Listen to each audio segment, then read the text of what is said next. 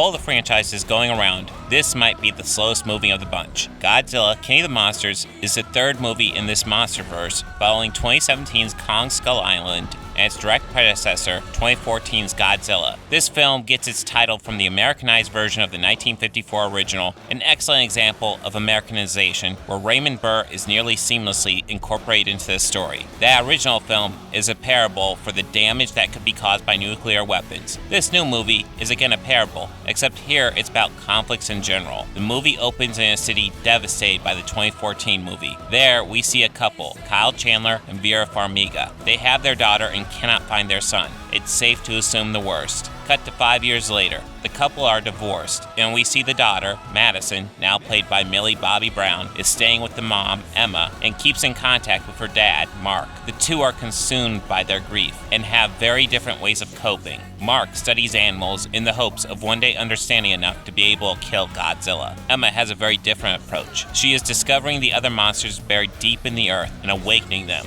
Already, she has discovered and roused Mothra. This is when the other scientists are killed, and Emma and her daughter are captured by a terrorist group led by Alan Jonah, Charles Dance. Thus, Mark works with a group known as Monarch, led by Dr. Ishiro Serizawa, Ken Watanabe, to save his ex-wife and daughter. Mark and Emma are the key to showing us how conflicts work. They are now divorced, but how they handle things after the divorce are represented by how they handle the monsters. One thinks the best way to handle things is to destroy that which caused your pain and make the best of the world you have left. The other thinks it might be better off if you allow the plant's destruction to continue in order to establish a type of balance, even if it's built on the ashes of humanity. One seems more reasonable than the other, but both are wrong. As Ishiro tells us, sometimes the only way to heal our wounds is to make peace with the demons who created them. This is all subtext and really interesting stuff. This movie knows it's a summer blockbuster. There are 17 monsters under the Earth's surface, and one is known as King Ghidorah. It seems that every planet has a dominant monster to serve as its protector. Godzilla is Earth's. King Ghidorah was this on another planet, but has come to Earth to take Godzilla's place. As you can imagine, there are monster fights galore, with these titans fighting for dominance of the planet, while the humans must decide whether to continue trying to destroy that which wounded us or make peace with our monsters. Godzilla, King of the Monsters, much like Kong Skull Island, has its issues, but overall it proves to be a fun movie with a strong moral behind it. Consequently, this film has the benefit of being thought-provoking, in addition to having big monsters wrecking stuff.